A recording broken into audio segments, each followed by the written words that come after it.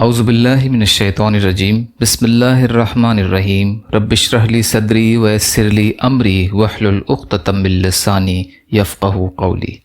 بکر موتی تیسرا حصہ۔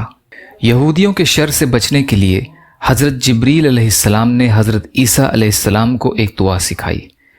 حضرت انس رضی اللہ عنہ سے مرفوعاً مروی ہے کہ جب یہودی حضرت عیسیٰ علیہ السلام کو قتل کرنے کے لیے جمع ہوئے تو حضرت جبریل علیہ السلام حضرت عیسیٰ علیہ السلام کے پاس آئے اور ان سے فرمایا کہ یہ دعا پڑھو۔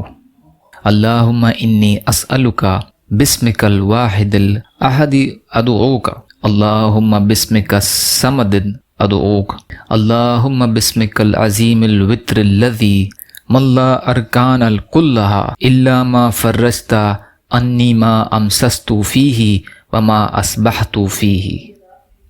حضرت عیسیٰ علیہ السلام نے یہ دعا مانگی تو حضرت جبریل علیہ السلام کو اللہ تبارک و تعالی نے حکم دیا کہ میرے بندے کو میرے پاس لے آؤ۔ الارض فی الفرض للسیوطی۔ کافر 7 آنتوں سے کھاتا ہے اور مومن 1 آنت سے کھاتا ہے۔ حضرت میمونہ بنت حارث رضی اللہ عنہا فرماتی ہیں کہ ایک سال قحط پڑا تو دیہاتی لوگ مدینہ منورہ آنے لگے۔ حضور اکرم صلی اللہ علیہ وسلم کے فرمانے پر ہر صحابی ان میں سے ایک آدمی کا ہاتھ پکڑ کر لے جاتا اور اسے اپنا مہمان بنا لیتا اور اسے رات کا کھانا کھلاتا۔ چنانچہ ایک رات ایک دیہاتی آیا، اسے حضور اکرم صلی اللہ علیہ وسلم اپنے یہاں لے آئے۔ حضور صلی اللہ علیہ وسلم کے پاس تھوڑا سا کھانا اور کچھ دودھ تھا۔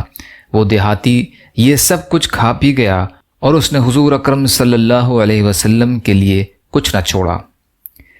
حضور اکرم صلی اللہ علیہ وسلم 1 یا 2 راتیں اور اس کو ساتھ لیتے رہے اور وہ ہر روز سب کچھ کھا جاتا۔ اس پر میں نے عرض کیا، اے اللہ، اس دیہاتی میں برکت نہ کر، کیونکہ یہ حضور صلی اللہ علیہ وسلم کا سارا کھانا کھا جاتا ہے اور حضور اکرم صلی اللہ علیہ وسلم کے لیے کچھ نہیں چھوڑتا۔ پھر وہ مسلمان ہو گیا اور پھر حضور اکرم صلی اللہ علیہ وسلم ایک رات ساتھ لے کر آئے۔